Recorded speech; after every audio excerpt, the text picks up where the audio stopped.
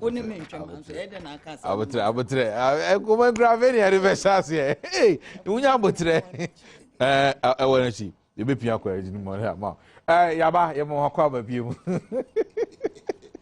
Mami Anita D'Souza, National Women's Organizer. Mami, I'm watching Wakaba. Maybe I'll go there. Kwabra for Junior and parliamentary candidate and my CPP working Tambono of Kwabra.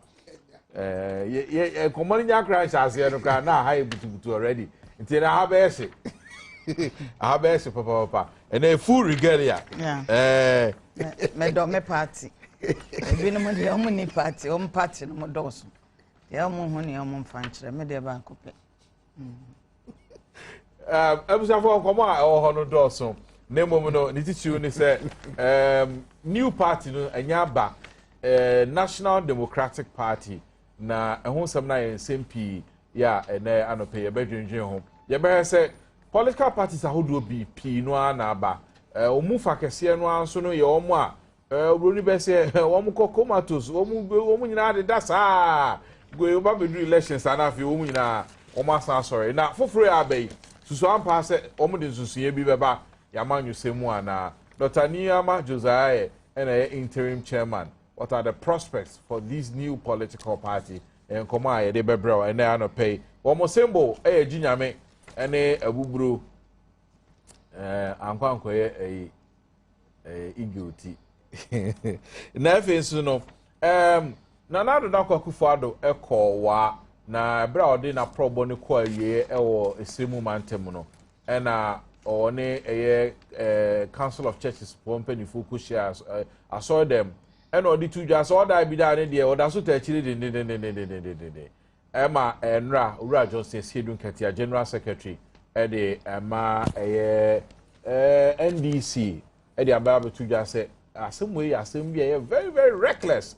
And another anyone was said another that's crass as him muno. Na ye baby sa near him na ya kwa baby as ansem ni AC. If so no gallop a hon sensem they say no dear and Ura could you talk black.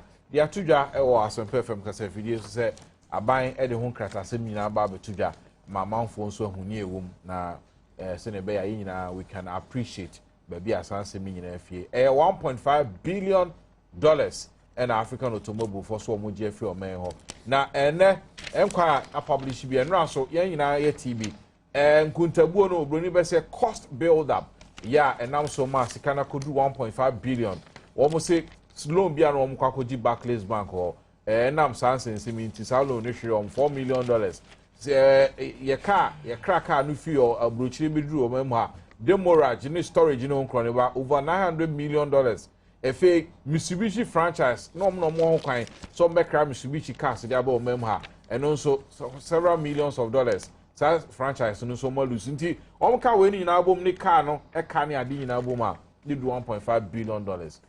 Did we go or did we come? Na says cano about quack any day. Waiting command they brought none pay. Medical in penny for no more better said that. Yamame, Anita D'Souza, Jemima Anita D'Souza, a National Women's Organizer at the NDC. Today, in full regalia, to say, also done a party. What's not says also now, in your Bema, Kobna Bonfer Jr., James, Kobna Bonfer Jr., Dudona Friend Kabila, a CPP parliamentary candidate at the Mackin Tampo North. But for a maternal civil Mwakaba, na yefa a new political party in Seminole, and for and Shassie. And Dr. Niyama Josiah, Canadian General Secretary at the NDC, at the Atuja say, political party na say no dear new party atunidi National Democratic Party aba ya wono and away interim party chairman na pedifo ahodo pinu atamachi o say a mass party ya won mududu ono ejidi se aban mu pedifo a wo mo ho no bosha ahodo pi a wo mo she Ghana fo ne ho nkro ne ba no wo mu susu se eno wo mo yo nti no na se wo mo ba na wo ba be Ghana fo edifi ohawa Ghana fo nyina ewo mu no na ni pado do no a mebisa na mebisa na se o man penda da Rollins ene na yere dia no mu ni wo party wo say well it is formed on the ideology ene sa o mani so ade hunu ene what they stand for, a social democratic party o my ideology no but so wo mu enete party ne dia nya do a ono ho de betuja say nete na say nyom nete. But Mama Anita, Mama sha say mfa free so. Ewo mu say sana Dr. Josiah kana enchi bia ye bebo ne voice no. But ini part do no a esusu sa party ye ma me na nakunu do ajima runners na party. Amedase bebre ye chia ye nuanom a wo mu tie no mo hwe. Ye da nyame ase bibia wo nemre.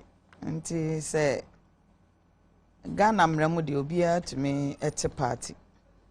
Ene enso afa ni ate se omo de application akoyisi. Nti obia wo ho kwan so obete party. Ti me de mini hweka. Hallelujah. Maybe. Utie Dr. Aye say enchi bia se na make an bebo voice no. Na utie ni nkasa ni nyina ya. Ne se mo kan nyina se aban e wusu no e hye obo bebre. Aban ni ntimi ni so. Ni so adi hunu ene opepa ni nsi ya party no mudi hye mu a na ebedu bebi eduru na omo aban mu.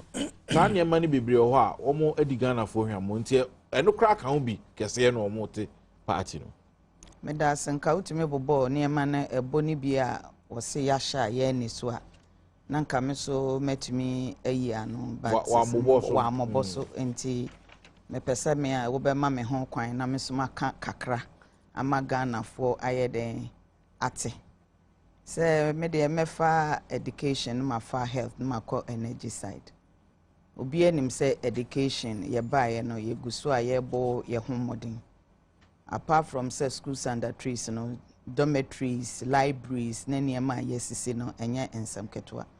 So oko in terms of scholarship, I de my man or my mass and size na, and also bear 5,000 and kola. Now we show more do omo kwama no omo kosuya oil and gas neniema bebre, and also bu 673. So we share in terms of education and kola first krana na school feeding omo de ma omo na MPP kona ebe 527,000 and ebro 1.4 million na chese baby asabi nkrasi na ebi nko ho na eko na nya aduane nko bisa kola no wo fie na se o ma na aduane nko adi no ko transfer nya ade ebebo we dem patch up my voice na ready okay. Ma yenko ne yenko tie Dr. Niyama Josiah interim chairman Edema National Democratic Party enra nkomudi a oni atwen wasam perfect reportedly cited on cityfmonline.com saying that you are a newly formed party called the National Democratic Online.com saying that a newly formed party called the National Democratic Party, you are the chairman of that party. Now, first of all, are you in connection with any particular political party called the National Democratic Party? Well, yes, we have started the process of registration of such a party. And of course, we understand this body in the sense that the Electoral Commission that decides everything. So I wouldn't jump the gun, but as soon as, of course, we get a go-ahead, you know in full detail exactly how the party is constituted. Dr. You said we are in the process. Can you clarify who we refers to? Well, we are a political party, and that's what you're talking about. You're not talking about an individual, you're talking about a collectivity. So when I use the word we, I do not mean the royal we, but I mean the real we, in the sense that the membership and the leadership of the new party is what I'm talking about. Does the Rawlinses have anything to do with this new party? Well, the party is not about individuals. It's about a collectivity, as I said, and I can't emphasize and stress that singular fact enough. We will not succumb to the propaganda point that simply focuses on the Rawlinses to the exclusion of all others. We are a party, we have a lot of people in leadership and in membership. And I think that's what we ought to be talking about, as well as what we have to offer, including whether we have any manifesto or doctrine or how we incline or disincline. I think that those are far more important questions than whether or not the Rawlingses themselves are involved. How long has this been in the offing? Well, it's been on the drawing board for a while, and I think that that's quite a natural development of various political formations in this country. You try to join a political party, and you get disenchanted. You realize that the way things ought to operate or what we ought to move is not the way they're moving. But overall, if you look at the political landscape, you realize that mediocrity is swallowing excellence. And we are getting conditioned to mediocrity, and I don't think that we need to settle there. We need to move on forward, and we think that the way we are like configured, we'll be able to maybe effect a sea change in Ghanaian politics. Do I conclude that you are no longer a member of the NDC? You can't be a member of two political parties. So if you describe me as a chairman of the new party, of course I can't be a member of the NDC any longer. That's then confirmed that you are the chairman of the newly found party. Well, yes, that is so. When is the Electoral Commission going to give you the green light to go ahead? Well, the best answer will come from the Electoral Commission, but they're talking about a number of a matter of days. By any form of imagination, by any stretch of imagination, would you be contesting this year's election? We'll contest anything and everything, even if there were elections next to us, we'll contest. Asempa FM. But what is the ideology and the basis of the formation of the National Democratic Party? Well, it's a people-based party, but that particular description has been much abused. A lot of people who talk in terms of platitudes and never really practicing it, helping people, making sure there's growth and people benefiting so-called trickle-down theories don't work. So we, of course, as seasoned politicians, have realized some of the shortcomings in the operation of political institutions in this country, and we want to make sure that we eliminate those shortcomings, such that ultimately the wealth of this country and we work for the wealth of this country to the benefit of Ghanaians generally, so that we can see that we don't simply aspire, we simply don't hope, but we can in our lifetime be able to achieve, standards of living and standards of development that people merit. Is it fair to conclude that those of you who have formed this party are largely, from the ruling NDC? No, we're not. We have a broad national spread. We are from all sorts of backgrounds, but there's one thing that unites us in common, and that's the reality that those we have put in power are not taking us where we ought to be. I'll tell you what, there was a friend of mine I was talking to, and he said, look, looking at what the political landscape, especially for the last 8 years, there's only one word that really can be used to describe the experimentation that we have. We flatter ourselves when you say that we have a democracy. And he says that what we have is what they call a kakistocracy. What is kakistocracy? It's a government, or you don't have a situation where you don't have the creme de la creme at the top, but rather you have mediocrity being, shot to the top all the time. And these sort of things should be stopped. The kakistocrats must be stopping their tracks. No, so well, I was for now. Say, Comono, Nicasi Munina. I don't know, but in some way, or Rugu Homa and Rano. Medasi Bebre, Media, Obia or Hong Kong, so Becco forming a political party, into me interested. So will be Sanono, or saying Yendis in Kua, or move from Mia. Yet he is a PPP ABBA out of CPP, UFP ABBA out of MPP, into political party, and the idea change saying, Obia or Hong Kong, but many hear me titiu, and then near my yaya, and not to Ghana for Besho or my brabum. And now one must sit no matter abano ama President Mus any NDC because President Mus on a party no a leader. Also na ubisa say near Ben or say NDC INTina or say those we have put in power are not doing what Intin ko kan nanka wo se wo koso na ubisa said dia de no expect to see enya ya. But also can say mediocrity. And then no basically near ma omujidi say menua Kaba, enya fe na me be yina no because me nya interested. Ono so afa na dwen say we no be. Say no go. Did say ha NDC ha mo. Me pa cho obia wo ho kwan say obefa obekwa akofo ne party. We nya NDC party. Nti NDC unsa ma sha atade. NDC ntina mo me ni ha ma NDP. Nti unya NDP fo a na do ma betra no obisa o mo se party no ma anya bia no ebe ha ekuo bi because obisa no wo say enya NDC fo nko na just say betumi ha obi nso. Anytime crash afi ni ebe argue na Nature am bizasa because of him a omu mpanifo aso say ye hu om say omu di party na nim no enkofo ana omu dom NDC Dr. Ofe Ajima no I am parliamentary candidate da ono Dr. Josiah former general secretary and very huge person nti say ni panu film party mu a enya de ebe ha mo me pa cho bebre enya de me comment on because he hear me here party no cry. So I no do my application ako. Say other parties nyina account yenya no mu ni wo magro. Yensu ye ni agro. We met me at so na me see here. To aso. Enti kakra me kan say Ghana for behwe o masetrem no mato abapa no amayin education maka kakra. Samson yenko employment side yenim at least yenye hwe kura no. Emra ye constructive schools ana ye hospitals ne niema na adwuma eba. Enye hwe kura na yensu start ye bie vako ye bie nyankopon adom na tema shipyard nso yaje. Enwuma bebre aba.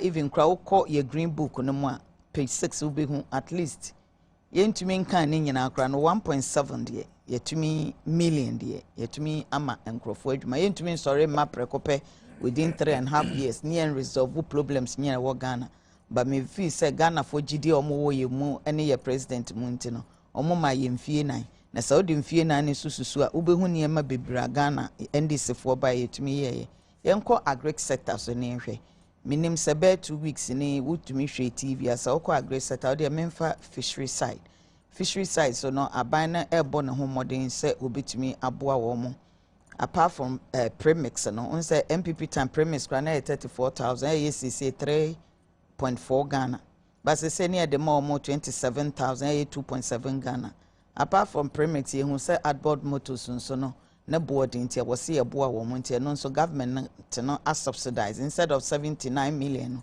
and na wo mo tia around 45 million wo money agiye no nso be 1,600 ye de be mo ye de kan mo 800 wo hwe in terms of fishing net nso na mo complain ye ma me better enso ne wo mo mu bi mpanyimfo na atukwan so mo ankasa nkohwe fishing net ada na hwe manim sa oh say ye nyina na etia di ngomo to o ye nkomo ye adwuma nkomodie okay enti no ye ma me so ene wo mo akọ ama wo mo akọ select fishing net bi ebebo wo mo adwuma no ama wo mo akoso no nso ye de ba ye bebo wo mo na no nso ye de free wo mo ye nko northern side se nyankopon adom ye hwe tomatoes factory a ye hwe cotton side a eno so oboa na rice se metime aka cho se even ye nuan mo ye school feeding Ghana rice na se no ye introduce so ama wo mo nkakra wo mo ye nko health side hwe hospital akuku dam anyankopon adom yesie NDC one yetimi si 3 regional hospital ye central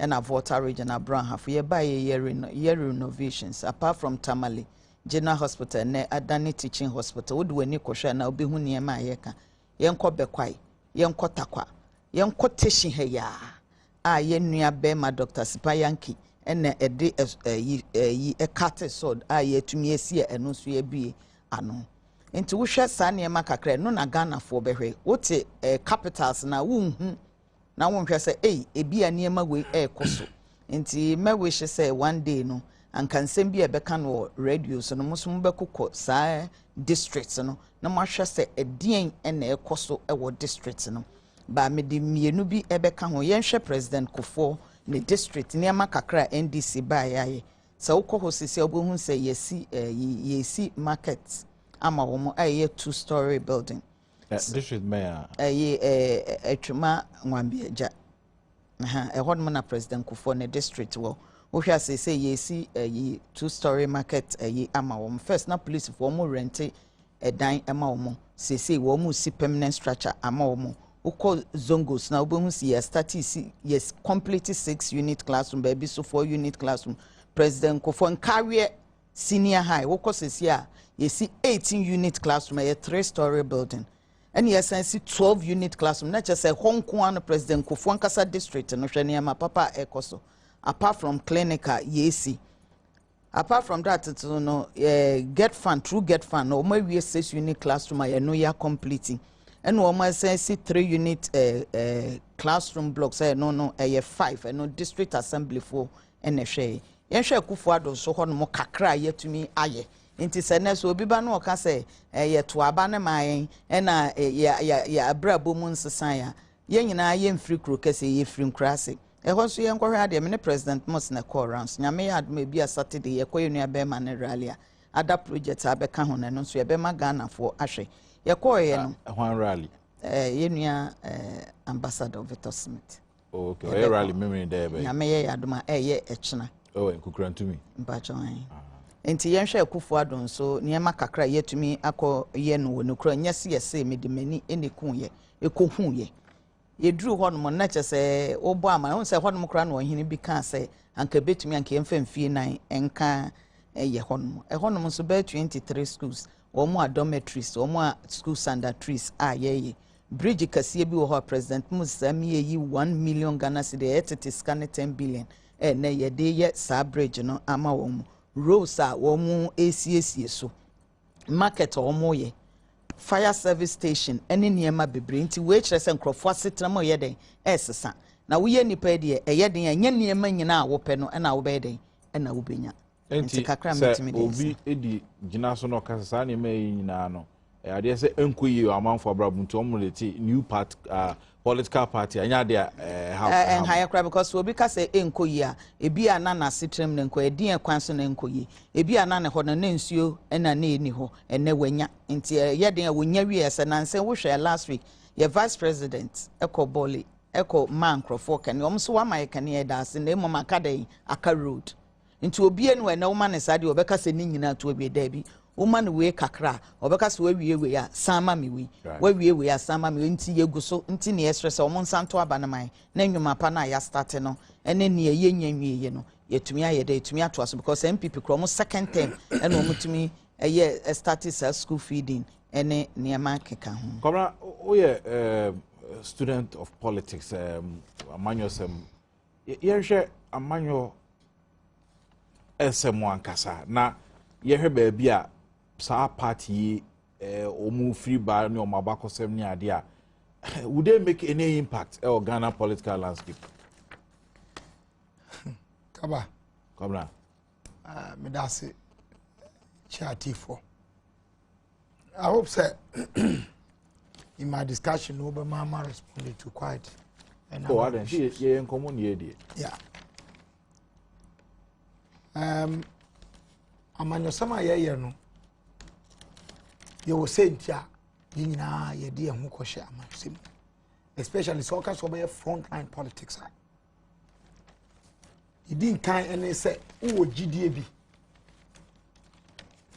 na sa gidie no ka wo ne enkrofo bi ananipa bi ebom na ka mbu mu a we dem sere o mi twa no misa fe no ahya ase ma mi misa amanyofo audio bi ni abai no we are pa na masan about so yeni apani ene ye offer ya Boatinjan national organizer de ma ye NDC e wa homa no so offer ya na no pe mu achi wa kwa ba yeah mo me now e ba cho ho number call yes Adom for the achemi o me ye papa ye de yami ase na no pe ye ba cha ye boko ni edi nkan ene se munuanom ebi a wo mo no mo NDC mu SSC no de omo ati omo ho akote omo amanyoku National Democratic Party ora Jose aya kane no emu chochofo pani Dr. Fajima ne nkrofo pie ya omo ka ho sa se mu woti ye no te wo sen fa ya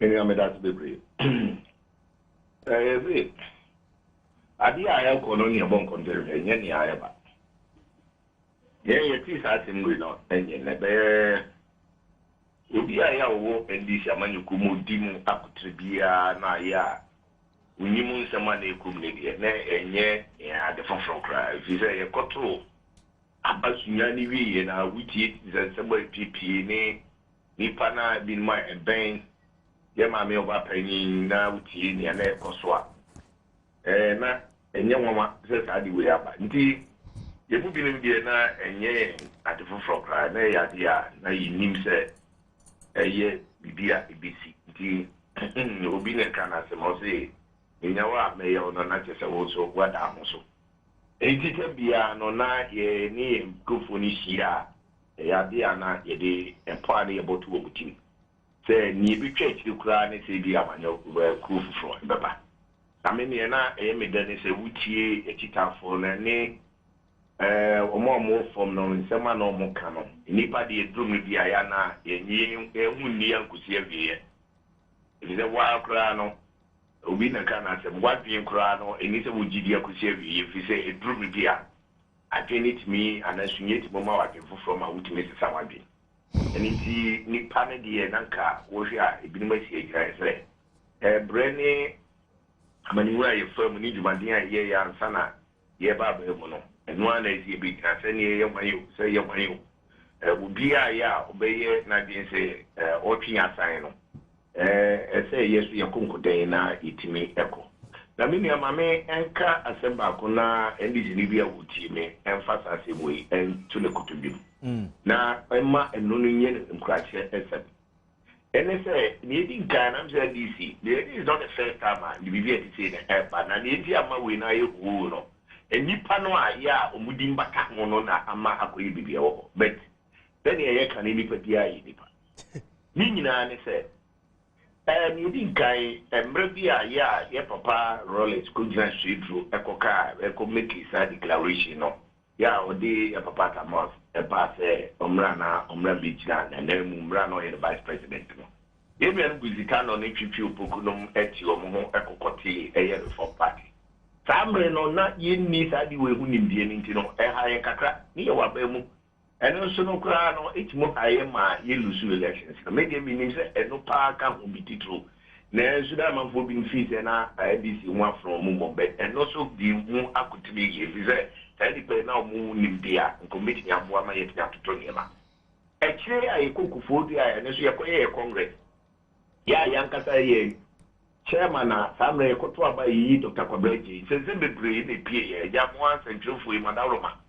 Mubuja ma fidi enya na yenim kra no nipa ni binim ya sebe na omompe ya sem di bika homa etimi di mu ama ensem no sori ya ma papa ete na homa oni ekugu dem binim ewum no so ete omo ohwe rokoku ba no ne okaija Adam afio no ne omo kika ka huni nyina ati omo ho akoti DAP omo koti DAP no yeti gyina ya ka se tadi we ya ye ko aye no yem traho emma bibienya empo ni opposition ya konkodia ma na me ya dom itimi ewini ya yina yaba obi beka se ne ye papa na oye ko fa ba ene ni ye no eka ho bi na ma sa ne ma wini na no idi mo fine be jet ba ni nyina mu no me de ne ya de bia me ka ne se nya eye ni pani so se eye very hopeless situation no eduru me bia e ho na yankopon so ofa di shed wani bonya and you may bring ACC and this year, more kind of brain and put your advert for the first time. The professionals be a bad or more card, didn't get no credit in your cacao. Meanwhile, yes, you will be a minimum with your teachers. Almost the irony couldn't yet move out now. What you see, sir. A minimum, and the same, you know, and yet the same, you know. Anya the same ina no kan. But of sa you know, naka ka obewi anka naka mebisa na wo di aba mu de mami msa preko. Na wo de mami fa we ya. Okay. Wo biza me preko. Na me pesa me kan say, we ni nyina mu no. Yeah, in the face of all these challenges, you know, near me pesa be ma NDC ni ba bia ti ase de say. E we ni mu nyina e ba. Ye ade a ye beto aba na wie no. Bia ya wo sum ya bia wo Ghana ha na so wo gidie bia wo mu no beka se ai nyama wani nyina aki ena nipa etimi ehwe nya adwuma ya papa ba ya wa Yesu etimi ato aba ma ni dia ene na gise nyame ye nyame pa na se be nyani a ye di ya no ka ene nia nipa bi nkuo kitwa bi ko gira ba bia o mo ka engrofo bi so no ho no ena nipa bi gira so na mum ni ebe woni pa kuma na ne a nyame na kasa ka nipa na kuma no e na mo bitimi aye amane a kana e pesi yedu bia na yetimi adru yo ofa ni atie ne se enam sa asemi no enra fake for penny for mo ye emergency meeting enyume no e ampa media enra General Secretary etukwai Canada they were so brief here administrative head of the party. Wokwa as over. The administration of the party not to somebody. National chairman, head ye contract ni meetings na fi ya wa ba boye na ye meeting na wi no presiding ye meeting wi na fi general secretary ni ye ma ye wo party headquarters so ye implement. Ndi o kono na say nyama bi wo ha ye hwe ne ye ka ho asem eno ano eno na ofre eye line officers no ena oni e hwe nyama e wo ho programs e wo wa ye be ya kosimra ya me be ye na dom no be sia ba be ye 20th na odi bibia eja me se me mo dia na me re se ne be ya ye be ya tu me yi na maza sa asemu ya me no ka ho asedi amma hokra ya nyebo Metro TV aba hotel ba be interesting. Okay, and it's here no one some grana. You green no ha because you ba be next meeting. It is if once we wa next meeting no e be to discuss. And it is so because everything you say emergency meeting na sinipa crop na be ya no be di trouble we this for so do. Ade a ye ni mu nkwa no mu kasa ye mo met say bibi wo wa na mu bi o ma so no mo tia. O mu tie ni ye no mo ka Omaka no yakupon ochi obi a wutwa kutopo Ofa ada o de ho ababom dada nti odi abom de yemisa not for issue statement and when national Ghana National Association of Teachers so mo penny for Mami Irene Duncan Danusa de Sasha here Tamale Northern Region branch for a press conference sa better Ghana teacher for advert no sebi you preduasa eyo motan munyi free TV so Pacho, Sasa no moka je fa. It's not true, it's a lie. Hello, over. Now why for it was a lie. And I'm not saying I'm the meaning about it as it was yin china. I say lie. Lie, you talk about deep for party. And we are gonna have you anymore. But me say Master, ni pana ya what TV so mokata. This is what we teacher for. Aye. Nipa na omo TV ni so omo kasa no omo nye teacher say omo ye kuafo omo ye fisherfo omo ye blacksmith you see emre do say some people are some professionals na wo mamu ano omo be jai sa party so omo no feel say omo be politicians omo nya omo omo ye no be politicians omo nya say omo nya no teacher fo bi no e the kind of cry ye wo why am I improve why am why are they and now moving your issues that statement no but winning they can make him na say so who want kasa you say almost salary say improve now man you 70 on be be say ya and then I make that ko nyakopon we chi obi a wo tam ko tumpo now we cost now yes me na meka o but me na wo katua no na akwakoda wadi baby anything no kra no wo na say abai bai what you to nyama bia na ke everywhere so ebia ne mo kana enokwe ye salary na increase but ebia rube bia dipa na e ka no aside but on that ade ne nyakura nti o mo fa to mra na MPP wo no enim ne o mo kan ye tie nya ta so a o mo modia na o mo fa ne de ma ye ne se na bo modia na ma petition ni bi ni payslip eye ne ya ni payslip a sa mre na MPP wo power no ne ya compare na fe ye de challenge wo ma o mo issue that statement no eduru bibi na se wasitramu eba eyeya ne atia ne se nyankopon fa no so ma wasitramu yeyi no fa odi asida ne ma no na odi asida e ma nyame because nyankopon say obo ye ni person person enti of out advert no mu be ye free so na se mu ni baga so mu fi so mu problem bi e wo advert so ko ya advert ni bi tan ni panu a ya omo ye no omo ye so omo nya teacher for omo ye teacher for na omo ka omo ko no a omo sanchi omo so omo sanchi omo na so omo no suru tibu gira ono omo ka se ni ye kani ye bibia ni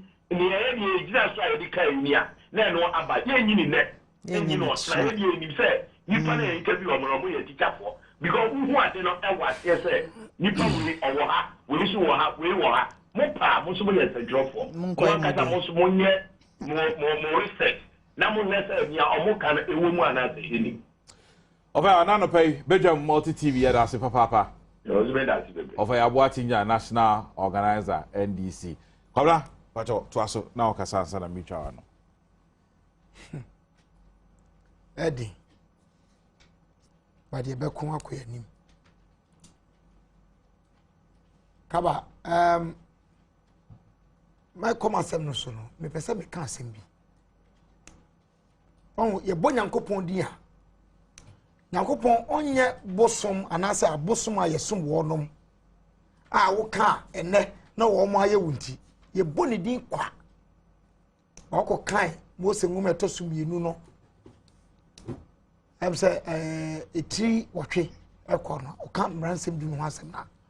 Or say the 10 commandments or say my fine coupon din in money din qua. But I know Exodus 20 me boy.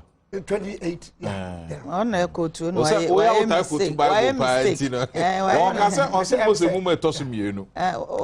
as or qua so I check. Oh, it's not an issue. Okay. When I call Takwa, sorry. Now, go to I want to tell you something. Now, me sum yes, walk as a me sum yami, me sum yami. And Yankopon or Wabuju cherry or train nipa near Pema, we have no point to return. Yami sum pony. Yami sum empony. And then you flag on a force. You didn't can what's it bridge? Oh, more constructed bridge a year 1 million Ghana cedis. I hear 10 billion. Bridge. I'm sure say won't say baba. Iron bridge ko ho no sisi a wo be hu. Me pacho wo kasa me yedin na me tsan hand mo say na me lia. Let me flow. Why? A political party I say yati e ho asem na ba. Kaba say me din kan kan no. Party there, I say GDA number 1. And 2, unya GDA and one is wedding who amukuta. Now, first, one more benya, one beji, when it's wedding who nedi. Now, no more kapam.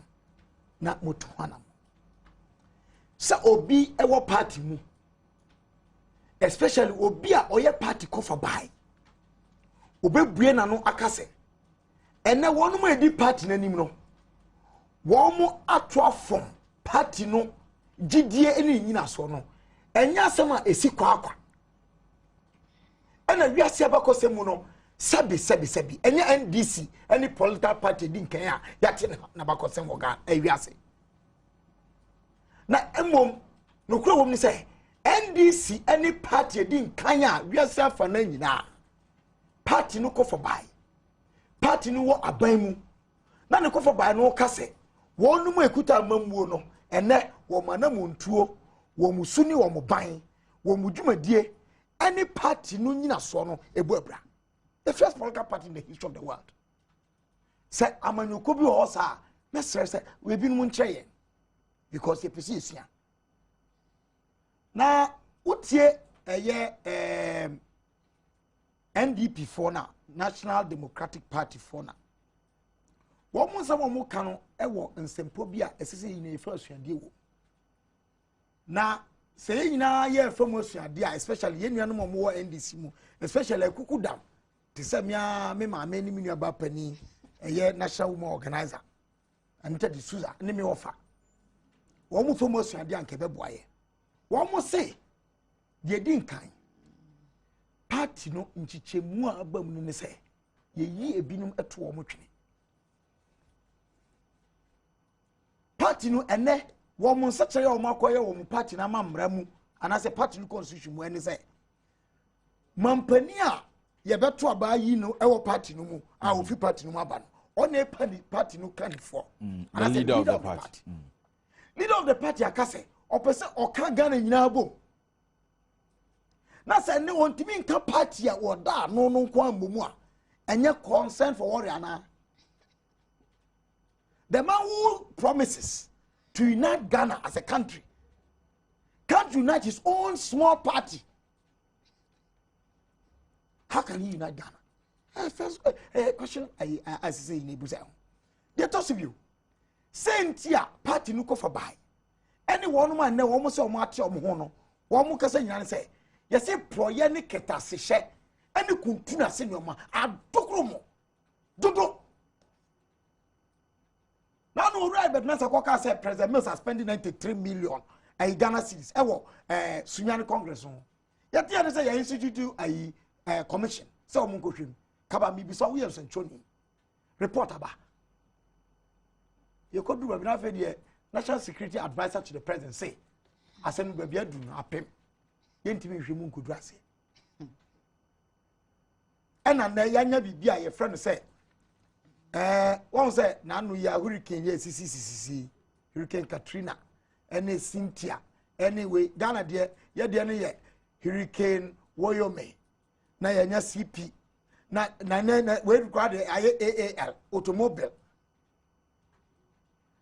Yet the judgment debt aye kwanya ye for so abo aban no krono abu man no aguga na nimu ase. Meba, now it is important to make these points. Kaba, omaya etimi, so be at na fidie so. Eka, and also oka telephone to say everything is well. Neme kosu ya. In line with NDC manifesto, I'm saying bibi how my bibi nema wakumi nuso. NDC manifesto. And na 2008 what chemu enyema na obey no ankran and na wo heading kind enfie mienu etoso and enfie n9 manifesto no enye enfie wotwe manifesto enfie 9 manifesto. So any functional executive member of the NDC who tells me say what the MPP na yesusubiano, then you don't know what you were about in 2008. This country must be governed with seriousness. Yeah, the manifesto no bano. Yeah, the manifesto no bano say you pay 8 years. Kaba, another they pay 4 years. First 100 days, you see we are going to cut down profligate and ostentatious expenditure. And next time minister under V8 by way minister in V8 order. Tell me one. Deputy ministers inclusive. No your ostentation and answer your ostentation. A profligate and answer your profligate. From the Fourth Republic, 1993, I a Bass High Republic we move. About being known my government size, a government spending. I brought so to say about we government abide. Abana babechire mu se kane no nkrofobi departments bi ana yemfa mu budget enhye office of the president see the Ababe county ama budget na shoot up aye department there o kan sa na ejedi department there on kan say department kwa ye ko yi free baby e de ko share office of the president no omodi mi antie. They are not the first to govern this country and they won't be the last. And the ayen kontompo sabi and the omu etwache Ghana. Nakaba bi wie no. Aba we ka say obe establishing lean government. The size of this government say ene. Unim say emramu no as I say office of the president ye hu nipa dodo ye adwuma ho no every year. Enfia nan so na aban we. Apart from the first year they call not any year and they report now parliament. Alright. And if you on one, Omompani, like I say, Obe setting up boards and Omo party manifesto. So Obe setting up board on purely professional and competent basis.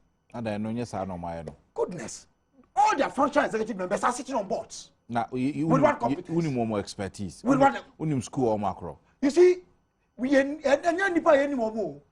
Omo flat members no eye nipa bi no ayato omo so aba ene yi won nte public knowledge ene nim boss aye bi no so akoto to so ene nim omo background.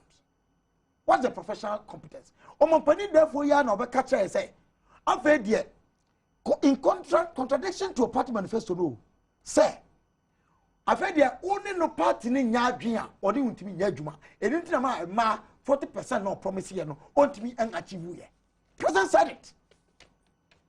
And now Okaka who say a madu do no so no from class of person no be mo almost say politics from the other political thinking. So we should have given that example. It's not true. A lame excuse. And no from one. Omampani any ni party manifesto. One can say ombe to a fiancé e won kan. But mama cause serious issues. The party manifesto indicted the Waku Commission. I established a call into the Badwam crisis. I can say one be establish a truly professional and competent, truly independent. Ora ma menche umra commission that means it's constitutional manifesto now. People have a reason to leave that party. Okay, ma men and the reason why that party should be voted out. Okay, ma men koso umra me ba memo to asna fe. Oh me ba cho wada ma misre opi. Ye bisa MPP for nso say wo so new party abe no. So am pass say nipa dodo na ebe mu no na wo so bacho ya so me no be bia odru. Meka baby wadu. Ora John Bodu, a deputy communication director, the New Patriotic Party. Obeni John Bodu akwaba. Mejo so na what to say. Nyame adom ye ho ye. Amanyokuo ndie dodo no abamu no mpanifo se nam dodo onsen kwan. New party as say aba National Democratic Party.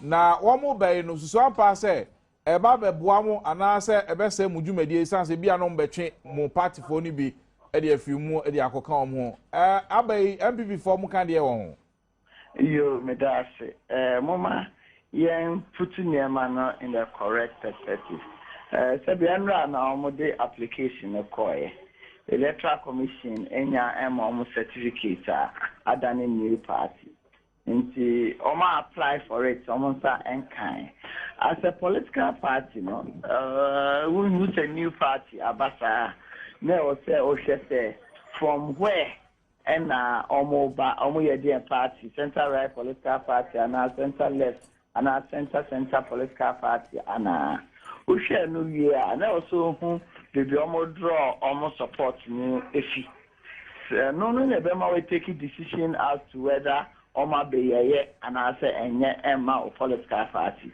from the matter say omo can Mitie Josiah or party say almost socialist social democracy said now many of their members are members of the NDC are almost disappointed, almost frustrated.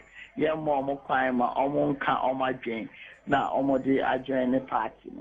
Kobane sa na ya ha drain kakra say NDC Democratic Party oma the members who kwaya ama omo bufu omo efi party I think say it's important say as political parties you be share your redress mechanism ni say assembly party mo yeah they redress assembly na nkoba ne say your members ne bufu to the extent say omo koche political party. So, called by the history of new parties in this country as the Fourth Republican Constitution. New parties may share that and make impact there so far, but you can't say over rely on that and because of that, you know, own Jumana, own yet you say, oh yes, towards it. You see, maybe early days yet people are. Circulating, so the Rollinses are part of it, the whatever are part of it. We don't know yet. And as the days goes by, you know, they will start as they wait for their certificate. You know, they will start moving around. The kind of members are almost by the object of the party, their manifesto, their constitution, and no, they don't take concrete decision as to. They also yet towards the party. Eti for now no dey enya dey a ebom hu bia. Dey akobo hu. Ni pe also ye social democratic so omo ankasa se bia omo chechire mo no. And this is what chechire mo ka enti ase na foforo aba. We dey make enti if you overdraw the members maybe and this. But you can also rely say overdraw the members maybe hope. It's because for instance, Josiah so on ebi enianom ne mamefo ne papafo if you NPP for, but for so far, no, ofi NDC, no, if you are not members, na ni anu man na nebusia for ebe to ama NPP. This year, no actually party or chairman. It's possible say ni anu no ebe to ama NDP. Ni na actually wa ho ade eba for me. Ti dia obi ebe underrate any party at all because even if say oma anya shekra. Say a company say parties meaning me sana na ya wa na numa omo feel so betwe win election and me win first rounder. You still need not necessarily say omo ba to Obama, but you need the support of the leadership and the people on the ground for you to go into the second round. The idea we are taking caution, we are studying, we are strategizing and see which direction they want to go. And so you may have your concrete comments on it. Yo, Obani John Boyd, we are not pay as a multi TV bedroom. That's a Kaba, why are you confused? Sir, to the beer, I no penny a year and intino. One only almost station, you are almost man and Kata, almost Kata, Mama. Obian Casa, how, There is maybe Kata, no, this or something, also making a point. Kabila, Cobnabon. Hey, really, I say.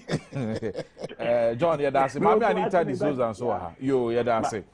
Yo, yeah, that's it. Yo, John Boyd, Deputy Communication Director, Adema NPP. Kwabna Pacho, Mr. Atwaso Mami. Musa, next all catcher say, me and said, why interrupt me?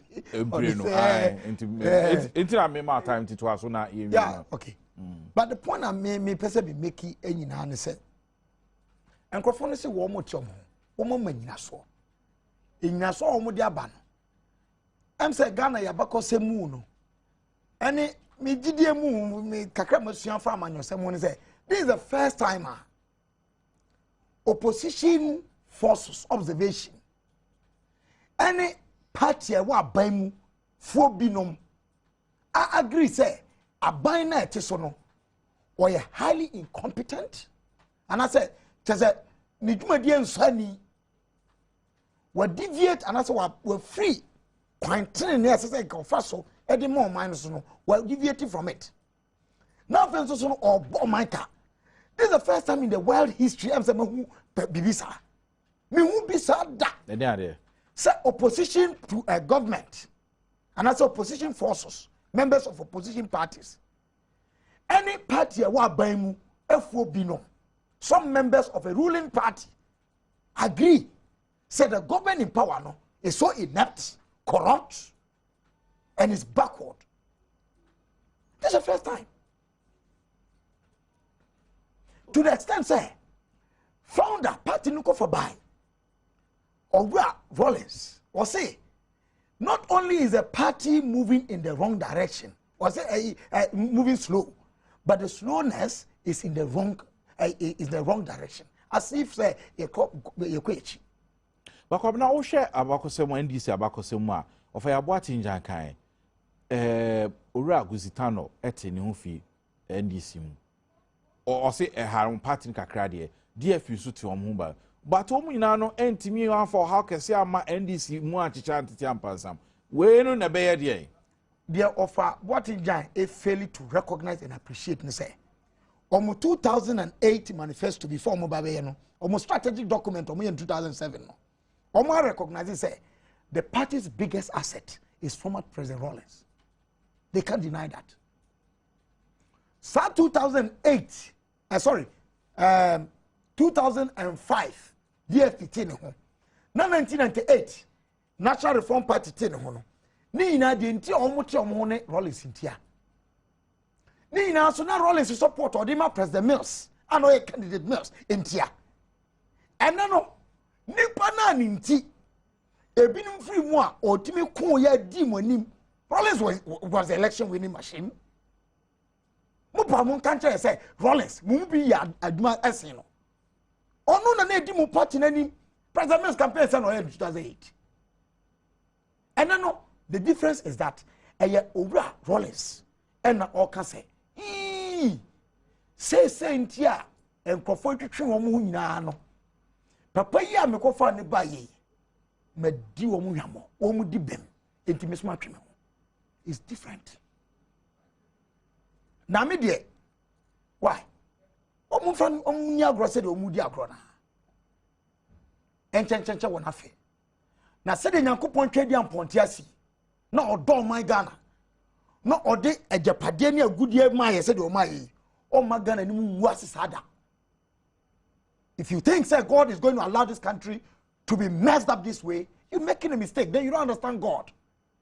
Me Nyankopon onwuni ho anmu ase obemani to me so na nya wonu ma kan radi nyina na o say wo musum Nyankopon na kuma tenene eni wonu e wo gidie esom no nokware mu eni gidie mu no Nyankopon wo yi wo maye wo ma wo mo so kaba ena Ghana international observations among for ye nyina ye sika sem tutu ye Yes, yeah, my sikano, and then move guasi aboto. One way did our our currency. One minute, cancer. Forbes. Forbes, you know, Nano, last week, I'm quite the better. Just say, in fact, someone no, 2 years ago, and on my side, what are you talking about? It's on the Forbes website now. You're talking about the Empire at Maoka. Empire Forbes. What are you talking about? Please, I don't want to discuss the paper. Yeah, come Forbes. And let's rely on Forbes. And what IMF directorate, I free IMF on mobile, any gantry directorate. Oh, go on mine and no say, Sikasam to Triemu. Oman can't. It was on TV, we all saw it. The first time in the history of our country. Because IMF no World Bank for no. What you buy more? Omu you are here. A catch yourself, we are here. The first time I buy or test IMF no World Bank for. One more problem say any more in echi. One more catch on company say, we see some to Triemu ye. Any about way. What are you talking about? I'm saying no, Omukaka also on to form. Misro, me kadi omuka and send the some to Triemu ye. Never almost on to. I know the anchor. Me say the first time in the history of our country, IMF New World Bank. What is the IMF New World Bank? No, what you buy more? Me have a problem with them from the party I belong to, because I don't think say IMF New World Bank for only remember the prescription to our problems. Okay. But the American system say, no, but you're not about to find because IMF New World Bank for one more air catch on penny or tissue. Say we seek a sem to ye enko yi any aban we say. Enu fro no a ye say asopiti ni de kaka ho like man na ye de pitu ho ne say aban we ne sie no ehu sika sem ne fi ifa ne bae na me ye sure say ye ni a ye wo Ghana ye di amanyo sem achi wono a wo enkrase ye tie yen wono ma eti krom ya ye di djuma wono ma eton niema yesika sam tutuye ye djuma ye yesuku kom ya yaresa ya pom di won sem mu ye nyina ye fra ho afutu na e nyame pa December ye beto aba wono ma e wo gidie se wo mo ye djuma enough se se djuma no e di on be kono me ka omu bibi kitua bi now DC Paul yeah teacher for you say one mo nya amanyo sem of about inja ka sem bi or attacking not leadership. And so, not members are or the omuye adverting there or bomb abaso. On reconciling me, no. Observe text messages are man for the about Nafi Yenfa Sankumu Imran and to us. So say hi Kaba. Why is it that the NDC members are always lying to Ghanaians? Teacher banker in the defeat Lassie in the Senate district, Brown Hafo. And about say Kaba, I want to ask the NDC, are teachers the only workers in the country whose salaries have been increased under their regime? Only teachers' salaries were captured in their green book, and the teachers also in the advert. Are there no other government workers in this country? Please, they should take it off. Thomas, please, I want you to ask the DC for LMLE, Ishan and MP for MP, Emmanuel Kofi Abua. Why is it that there's no light at Enyinase Community ICT Center about 7 months while there is a RLG course ongoing there? Kaba, the NDC and President Mills have nothing to offer Ghanaians. Wefi synagogue Enyinase LMLE, and or the buy or say, Kaba, if government has improved the living standard of someone and he comes out to say what is wrong with that, shame on to those who are asking for the removal of the advert from the various media houses. Yamoro Edificine and our buy or say the SSS has come to save teachers thanks to the NDC government. Dine and Edify Denta and the Ebre and Kabatal the NDC people that if they are not going to remove the advert, then we teachers are also going to vote out the NDC. Ogada from Dunkaofing. Kabatal Kabna Bumfe. He should know that government spending has come to stay and it will never come down since the prices of goods and services continue to go up. Please use your medium to educate Ghanaians. Ben in Botiano. Or say Kabatal the MPP man, but mini MPP man or CPP man that whatever they do, the president will still win. Dauda Nedifi Kambuli Edebaye.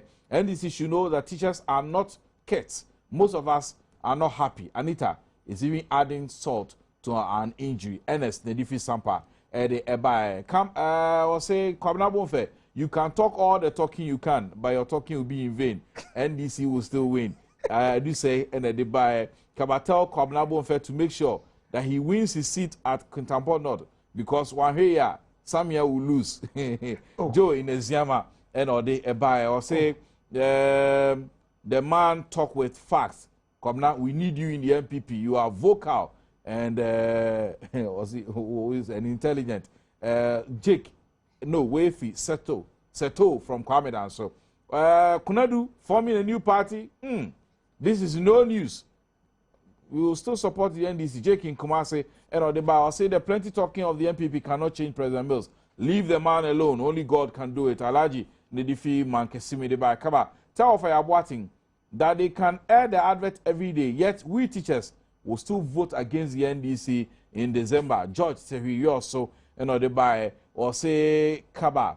You know, every rational human being aspires for more, even when he has enough. The advert about teacher salary is a weakening. Okay. Any other issues near the or text message don't so already about you're making kinda you're wrapping up on this matter. Wrapping up on this matter, no political watcher poster. Rabbi Nefsing wa humana so you be standing say sansi meaning near croino. Send an adventure mu etie. Uncle Ben, you more about the multi TV bedroom. Yo, me that's a good morning. Not today, ne? But you walk or say, hey, me too, catcher. Give you shop. Oh, more. It's when I mam no Musia wantina. But yeah, that's Uncle Ben said, nah, no pay. Yes, account. New political party on our landscape. Impact Ben Party betting I December election sim. Oh. First and foremost, in Honka performs, Master already easy question on the colors. Honka performs. Every chair. No one wants to Honka fire is the constitutional right. It will give, our time to analyze in Yama. The Nkapabeka Fahi, one bra. But over the political landscape here, already, you know, MPP, NDC, any the major political parties are. Where a parliament come majority of the seats. Say new political party be bem and assumption say EC4 will clear them na any idea. December more just about 5 months to go.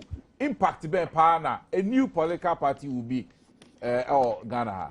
Oh well, in fact to be direct NDP say NDC play on card here a bebwa warm ma NDC will be better off and can take advantage and win more votes in 2012. It depends on how the NDC will approach this new party.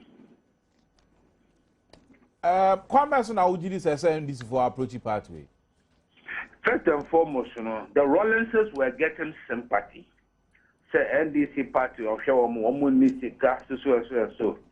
Now, so when you start a political party, we shall Sunyani, Tama, among folks in Nagodi be contested, or say Nyampa on contested. So we share this party, among folk can say Nyampa.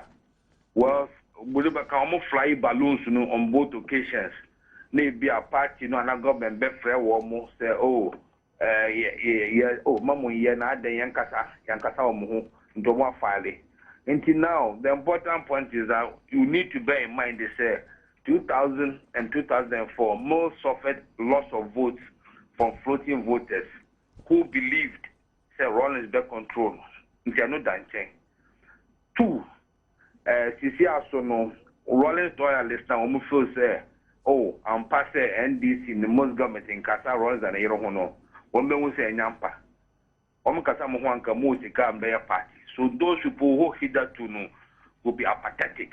Will now see say Nyampa. And see, now depends on how the NDC, if they strategize well, another go to catch Professor Moss in 2008, he said, so I'm far better more than running meter. Do not treat him with case gloves, now in the end, it turned out to be a blessing. Because now people believe at that time, says, Wallace is no control moves and can not going to do in money. This is how NDC can turn this party to maybe the party that will help them win, etc. We are in interesting times, sir. Interesting, baby, and for me, yes, and I mean, we should be happy for the average Ghanaian. Say the Ghanaian has become so sophisticated. So he's able to read things, able to take electoral decisions. Yeah. They can form the party. Or there were 5 or 6 parties. They can also come and join. The interesting thing is whether Rawlings will resign from NDC and join them. What they're going to do as a factor in NDC, it doesn't exist. Yeah. It's a husband. Some 80 men kind of ran up to Sunyano. Loyalty to Rawlings is not transferable to the wife through marriage. The point will be will Rawlings resign from NDC and mount NDP platform. That will be the key. If yes, a better than what NDC so. Rawlings will be committing podcast suicide because the NDP cannot win. They can't win. It's between NDC and MPP. No, it is let's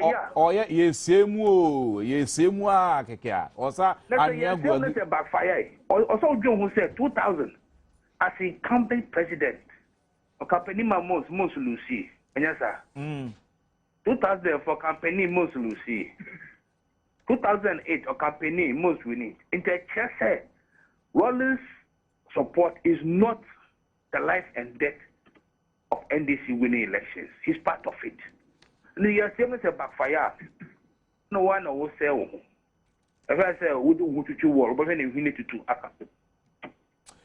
Uncle Ben, you better ask it and pay. You be see her. You say, "Come on, you better ask." So, Rob Benefsing, managing editor, the Daily Dispatch, or also a poster, Nenidi and Semechi. But you wrap up just 2 minutes per on Sansom.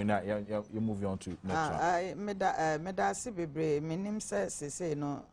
Party be to me kukuru party be atade ehye eka omonko ade wa abra wo nhwe wo mo de Ekufuado district na make up free honorable attaching obeka che say ye the iron bridge akweda no no ho bi misme wo ho afeso no obi e kan Rollins anti erode mo wie kra if ye ne president call ye no omo ye nti I hope so by this time to betimi abisa attaching sa anita boa no obi ase e be control most ene de wi ase nyina hu say most ye obi ogina ne na so sanso ne ye party no constitution ne kire say wo be ye flag bearer wo na ye party leader eno nche say Jeffrey Rawlings nsem Rawlings ye founder wo ye flag bearer wo na wo ye leader say ye nyiwa na national chairman ye party leader nti wo mo ni ye party mu no mo nka mo asem ne to so bi me ye say teachers MPP time teachers cry to me cause strike 8 good months no mutifi maybe more difference kakra bi teacher or what certificate A as of February 2009 no gi 230 Ghana and now gi 520 Ghana me pa to me ba memo aboboso memo abonya abotrem abobo de memo abobo e teacher for problem say ade wo nko ani aban adwumayefo a wo agi single spine nurse for GB obi GB ade na wo nko ana mo de wo ye campaign ade nti na wo nko ana ye do wo ye teacher for ni bi so hu so ma setem ma sesente wo mbaye me ka kiro degree holder na 385 and omo je 780 Ghana into omo setenam ayeyi into se nagrato se dienfo so ombe babonten na omo ye demonstration na so omo ye omo de omo mfo omo pay slip nemra na Ghana fo nye den enhwe ena de Rawlings adane strabofo ye da se 12 elections de yemfa Rawlings atade enhwe ndisi for se de MPP for ye de acha wo omo mfa MPP for and some more manifesto for 2012 ababonting na yiminu abema I'm so next month okay and akwabra betna ma ka kire say ye de deba 208 no enu an yes and so onim ye party de onim say ye de ne beba na say mana enti ye guso ye adwuma asoma na o kan mom ne say ye the 2008 manifesto ni ese 4 years enti me anyusu mfa nka 8 years asem oh okay enti na me kire ni mo MPP for de kra de mai enso mu guso wo mo de kansem nua be ma was 40% asem me pa cho sa wo ni Roman Catholic Church a ebetumi de yi obi free Anglican na de na be wura Roman mu say ye ma ne bishop adi ama na yi political parties will be our ideology wojinamu. Enti se woni mabisansa ma dodo sen na du omu CV bra ye president no se mo de mo nka ye hunti ye pamomo. Me pese o kire Ghana fo. Na fe so esa ye me de. Se o se IMF for se yesi kasma ye ba. Se o se o de kan ho so omu se ye ntufu am wantimi. Ye ne political party e buy for almost 15 months ni ntufu am. 15 good months ni ntufu am.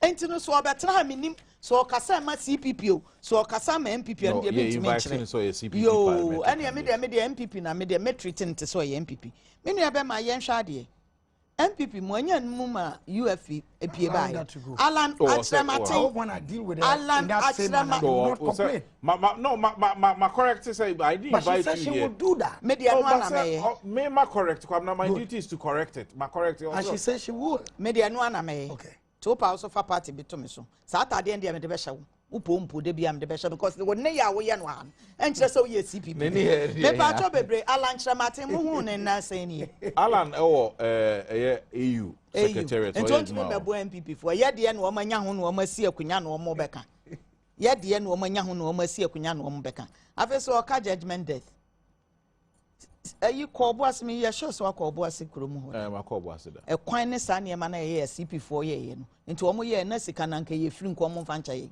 enya MPP4 ne betwa mu akasa aka we beba sa galopers ye nyom ne betwa mu akasa we beba galopers nti me ni bejon say ye yo eni oba so ye beka enti no sansam na me de omo keka ne de enya de aye de be ye Ghana fo ahwe omo setrem ene omo tie ene omo enti oka IMF fo asem a eye onhwe wo se magazine bi aba out say ye bibia say oh na say eno de omo so akere omo adwen te say ne WikiLeaks so ba say enu aba ma no anopa na wi no kufu ni nyina beji ato te say ne obi me mo kwasi pratidin me mo kwasi pratidin me mo kwasi pratidin me mo kwasi pratidin ene mo nkoso WikiLeaks ni e toso ye nyina ehun ni TV so a also offront oba no fo nti ni nyina so ye de be ye adwuma anati ni enfa nya adwuma me da say 2 minutes kwabra 2 minutes ye nko ni enfa nwie sa asem we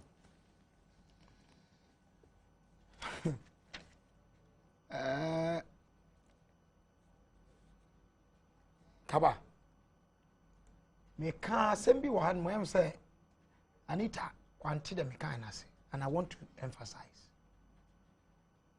Oka NDC failure with respect to our manifesto our de ba 2008 What say enfia nan no nyenwie na MPP4 enem on be ye no wo ye no mo second term na me kai wo mo say manifesto no ye di betu dwa ye mfa betu dwa say 8 years o ye di betu dwa say 4 years enti mu kruche manifesto no ne mu ntimi nyane ne ya ye ka no first 100 days no you cannot be given an excuse say you're going to do it in the second term the me client no asia me pa kire no se wan tia asia mpese wo tia asia ene e kire wan kasa wase you cannot say your failure to do things that will promises say obey no mfie nan no if you are giving 8 years ubetumi aye it's not done that way afeso so ubetumi aframe me din dia ope na nye de di nkan nie NDC de obiara o Ghana ha no onu munya dwi bia no na ba try wa CPP asem papa bi wa ha yes ye di CPP nkomo ana ye di NDC ni MPP nkomo oba in the name of CPP no to was me pa cho me say inviting or CPP parliamentary candidate Kaba so we dey say na tudwa say ni nkomo and some of the tudwa no de di nkan it is official Nana Kunadu forms new party second one all that be done Nana obstinate posture is reckless I said unketia third one galloper storm rages on government to release documents me boy CPP who boy bonu say CPP who or you think I'm one of those pedestrian arguers who come to sit with prepared notes ya prepared notes am na oditi na okata no say no way enti we want to prepare notes am me pa cho nya me hand right ya prepare notes am abotre obi a we are sensible being we are no programmer o prepare what you hwe shahan so me pa cho miss me die ni one na prepare notes am me because we nim say argument na we no ntumi me Anita en face wo die ni ana wo die hwe ni so mpa cho mo hwe bi mo ai miss me die ni me manifesto me better Ghana because it was say kura me sabe ya me reference me da masi bebre nti o try na wo draw line we yes mo na me ba kaba will stop there na me nam ana wo so better na no area but maninya ne 2 minutes na ye mfa ni ye ko gallopers ni sense ye time me kopa kwabra bacho ye mame me boa me ho ansa na ma program you see what I told you me so say you better I was say answer you better no o ba you prepare those man I would design I would respect you what you have not been able to write anything but there I did that as me the person me can say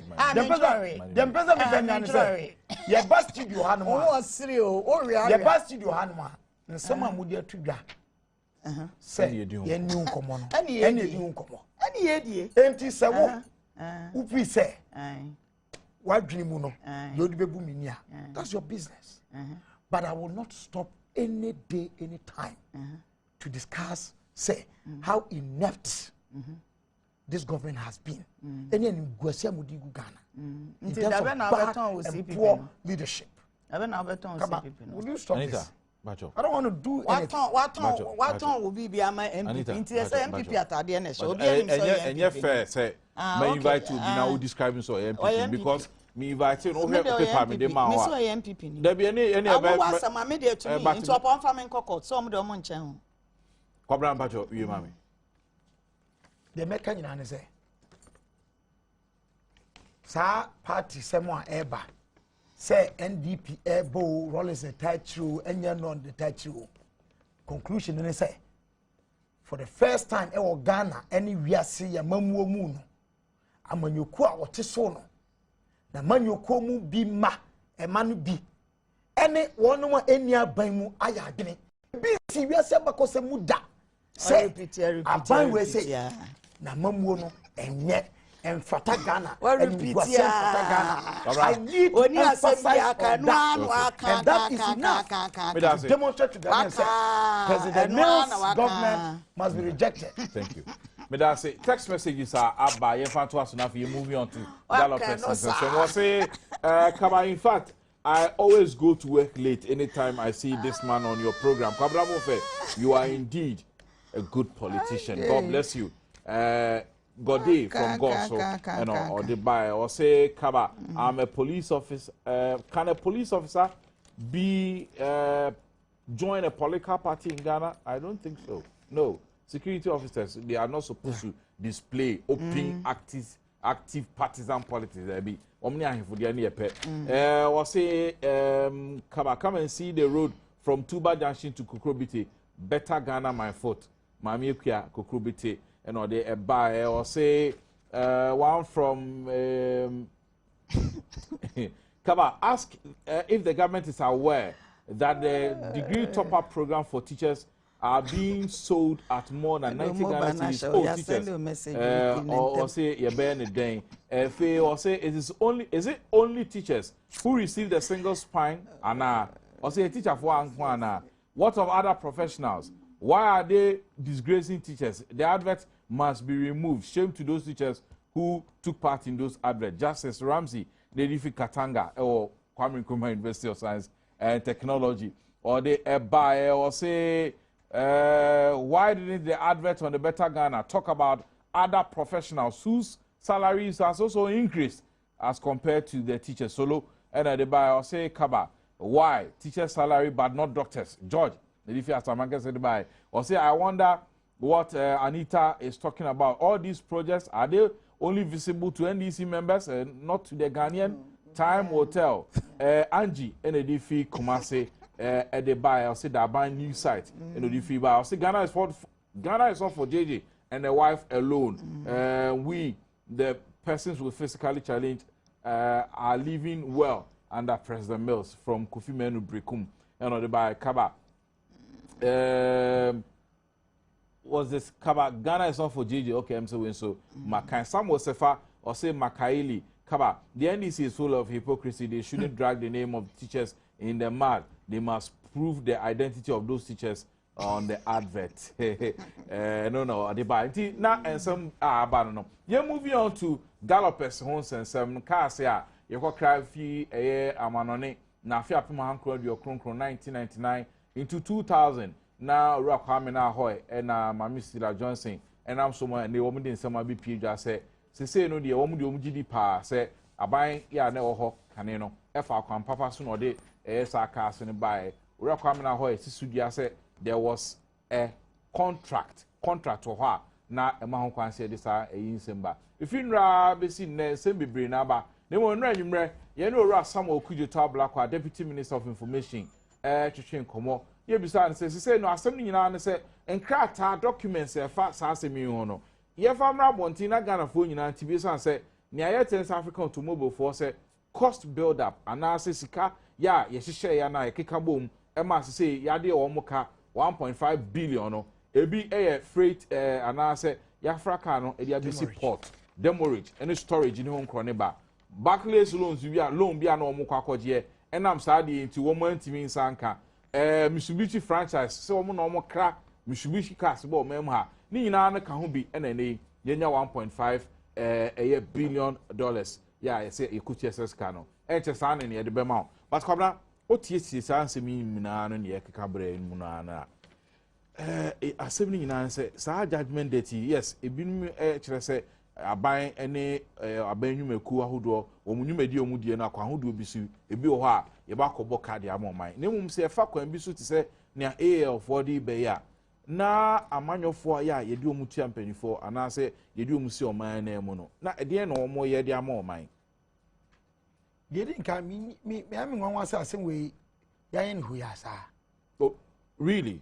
You see, number one, ya ti bibi se African Automobile for no omo de akọ aseni bia bia na we ensentro Ora Ablakwa aka kire me sa asem no court ben and one the busa court ben a number of times ye nyan hu court kweko say ye Ghana court o say ye ayi American court o say ye UK court o say court kro ye nim ta enu ye de din kan de to so bio o kan press statement ta me ame wo fa Kwamna Hoy wodi betu Ghana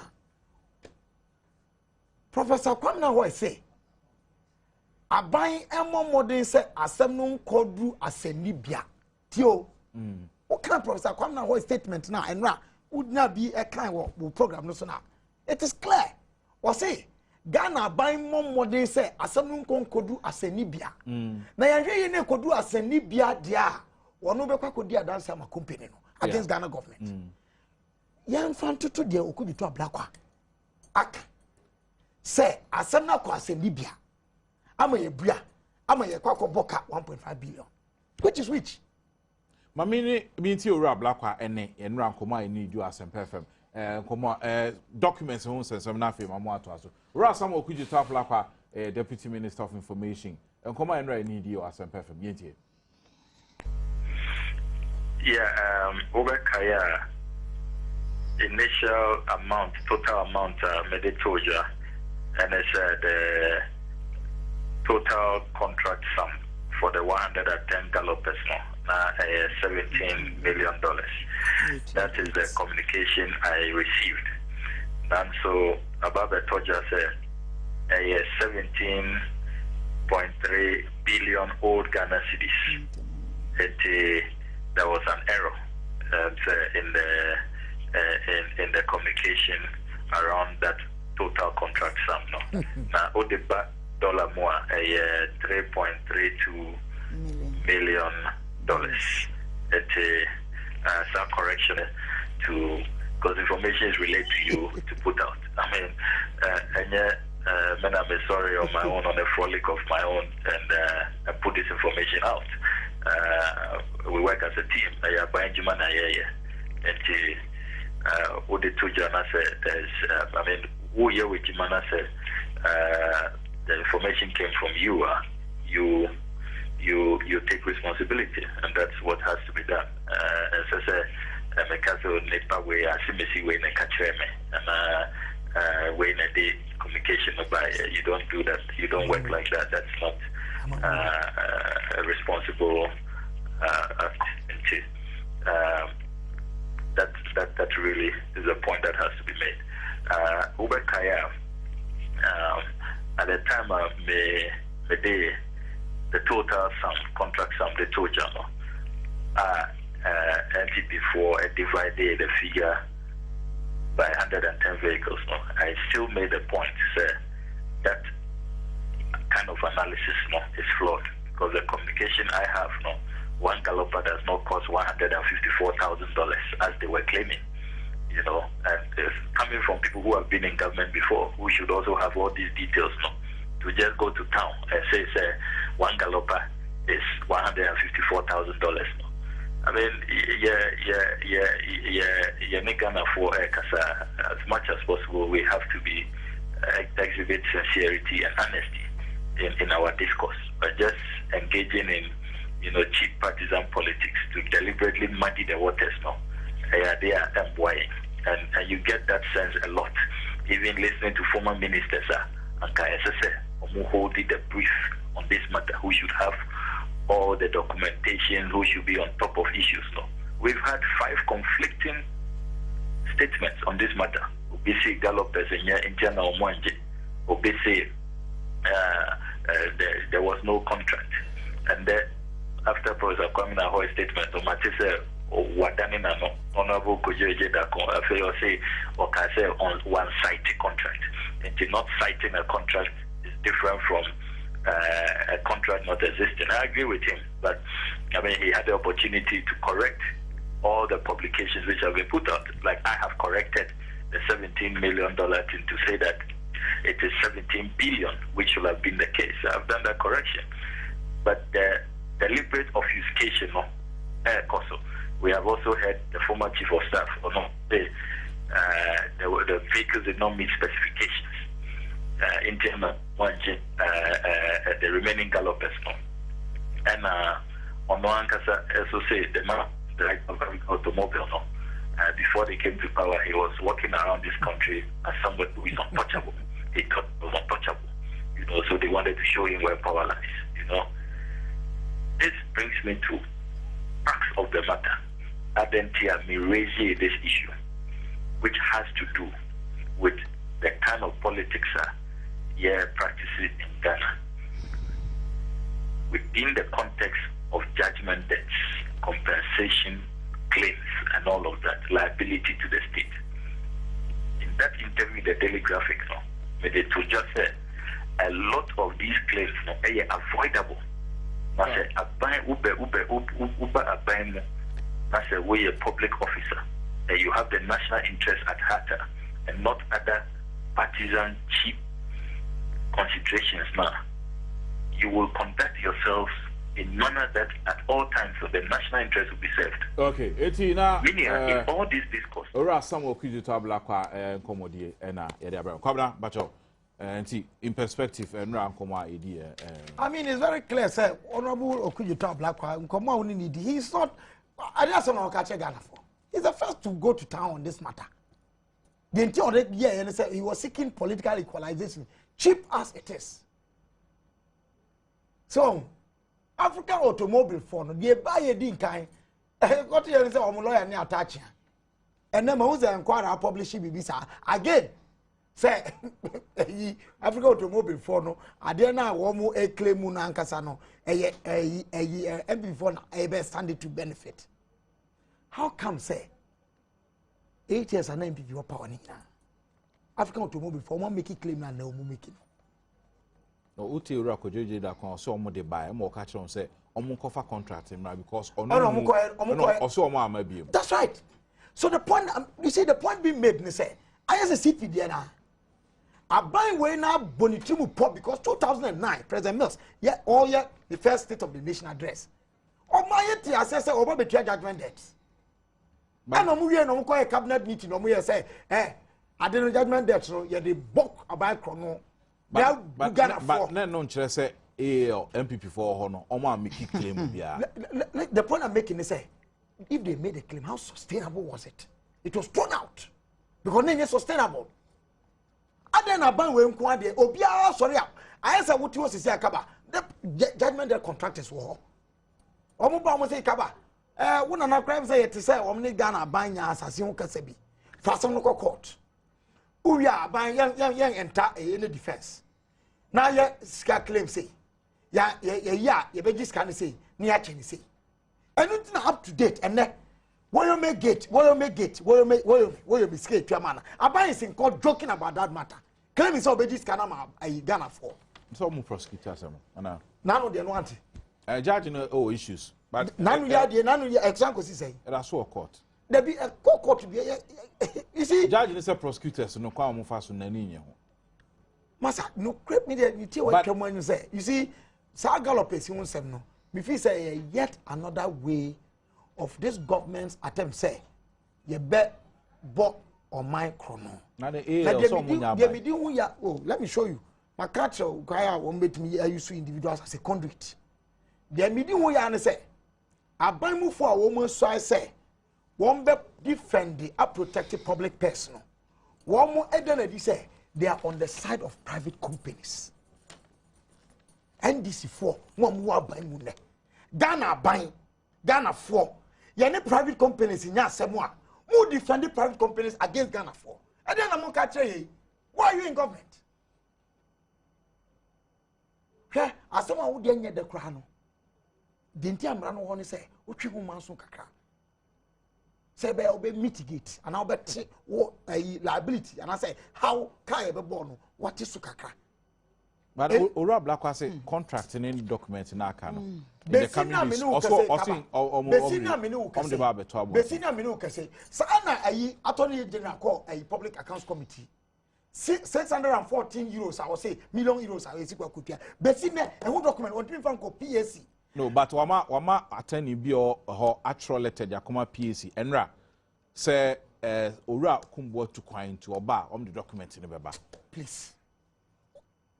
You see that thing hasn't gone. He promised the PAC he was going to give it to them a certain day and call. And near me can say what cited contract between Ghana government and AAL for African Automobile for who? Abanso the better job by mistake. Where's government wasting our time? The make candidate track on say. Okay. Power can be only transient. To me, Ekuta and yet NDC government will not be the last government in this country. More abamunne. To me now more. If it's on him, pon the book at Neza Crampono. Na hini no e banawie. Okay. Na banawie ya upon training ye be hunetentin. Anita, me etewe. Amida sibebre ne ka bibi afa gallopers no aye den na saden by social local government emra ne enua panyi Professor Kwamna ahoy ewo ho no mo wo mo hyehyɛ emra bi aye ministry policy ne say at least every 5 years no ombebo modern so ombesesa DCs no omo cars enti ne 110 districts satam no mo use super gero enti enu achiri no no mo ne African Motors hyehyɛ say 5 years no aso 1999 into omu here 110 gallopers but before that no omu omu 2 no omu try hwe no omu hwe se eho odin na into omu di 2 e buy e omu try enu echirem na e wo power no na 23 e buy no omu cheche ma districts no enti ye free power no na echiri 89 no e buy na chese 23 plus 89 no na be 23 plus 87 na be 110 na saa time no na value at that galloper back so na $30,000 $30,200 what I say na that back so into so calculated with 110 and na be 3.2 million dollars saa time no na $1 $5,200 titi sikano enti emra wo mo show interest no mo de ko cabinet ema wo mo ene wo mo ko kasai ema cabinet so agitu mo say ye hia saka no na emom no omo ne ombe ne se pajero na no mo use omo de be ko street transport am mo value car na it's like trade in enti wo mo value a no mo hu eno price na afi wo mo hu ne gallopers no so wo to no difference a wo mo de be de wo mo de be so ena ye ne wo mo eye adwumen and one would be by any cheche. Mobile na some of the monpeneso. Till September 2001, and our auditor general so they report by saying Adom bepeneso. Sa September the money in your bema when yan baby call honorable Barry do and so can say and yadia one more pay sa casino, Nesicaka crate ya momo or more refund. Minu bema who fee say a baben or better na honma.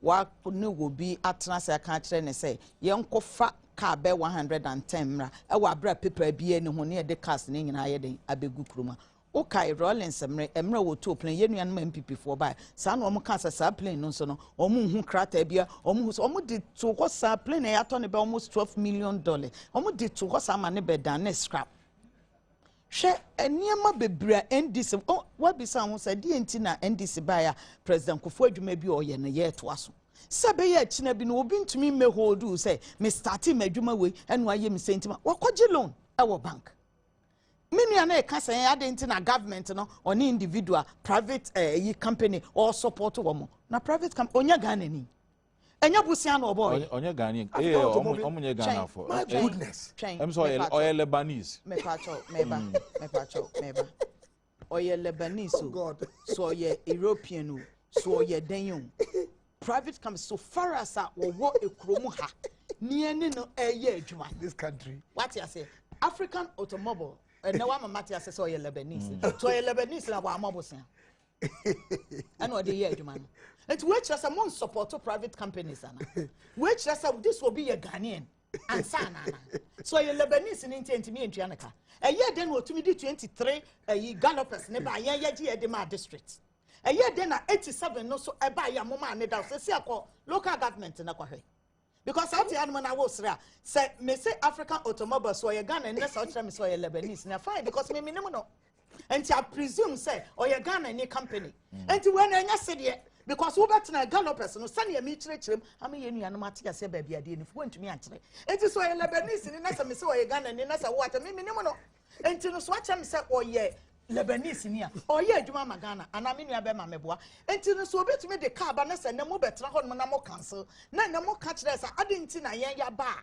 ye no mo enya attach na ye papa yi African Motors no enya attach na ye o mo lawyer because mate say now yes, no longer there man e trust $1.5 million na ko bi sa attach so onimu sa krata no ho bibia na attach akasa o say sallet no cho na no nkire se but me that say let's just say attachia and a trust $1.5 billion nasem there be on one physical shame went to 1.5 na ye hwan no na true about it enu de abanya meka kire because attach letter no ye hu bi one hu bi na na one more sikaso letter o say on aban any a for iron hihye am the cars about mem ha ma aban no entu ya hu sika ni ntino es aban de company nika ntia omo hwe no omo hwe no mta attach no ni MPP MPP ni MPP say MPP need to make us any contract bear with automobile African Motors na ene attach ya wo ye kuku dam ewo MPP etumi truck rata ba ema aban sata na nya MPP for na never power me but Troy as a lawyer me pa cho what try as a lawyer no say MPP when MPP for chere say enga ade a contract bi e then attach me pa cho then say na board to for me na your time aso ese me pa cho me dem in co school no da obi me dem in co bi da but omo a wo mo wa adwen omo nim nyansa no omo tie ne me ka na say attach ya MPP ni no say African Motors for lawyer no to me chiro bre MPP for emra no omo awo aban mu se mo de wo mo ka den na mo betwa ntraka kire se enya ade a contract bi ada so ana say so no ye nyina ya me hu se eye den na 1.5 billion asami eba e na nkrofo na kire to se na go sika bi a anka wo so wo mo kogye ana meboa ana omo de car no so be si ho no mo nso no demorage ne sa ne ma we nyina ana meboa enti sa ne ma we nyina no omo aboa no abeya 1.5 billion enti na cha se ye me sa attach ya se so when who san crofo ni aban wo contract bia eye den wo koye wo mo lawyer sata mo tumi tro letter ma MPP for okay see etumi bi sasa mo asam wo ya ye betumi ahu mu nokre yo na see wo nokre so e be boa Ghana fo nyina enti see that na ha no mo a na wo see e ma Ghana fo ye de ehu nokre eye na nka contract bi ani so anka nya ade a yeso ye be ba abonte abe de abeka na se sonko ana ye de ma yenia mami Anita Jimama di Souza National Women's Organizer NDC Kwabena Monfa Junior CPP parliamentary candidate de ma Kintampo North abusafo amusa ne text messages close to over 500 text messages obviously need to maintain na enti ye time aso me interview bi asem ye ansana ye de nana ya so de fisam aba yeba sisi a yo nkomo a de bebro adansie ni ho nkro ne ba ye sese ohu na osua bi ubesi dan a otimi ya hoboa eye na ochina ankoda ne adesoa amfa amawo